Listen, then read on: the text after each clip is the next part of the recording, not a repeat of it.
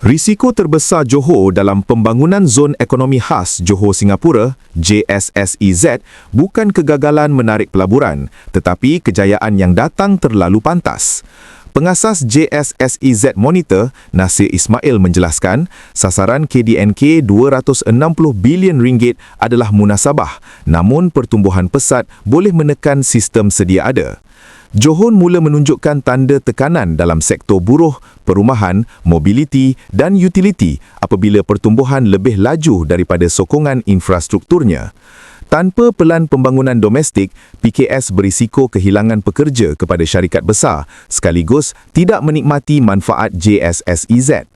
Nasir menegaskan, pelan tindakan JSSEZ perlu fokus kepada tadbir urus berdisiplin, kelulusan projek berasaskan kapasiti serta penyelarasan antara agensi.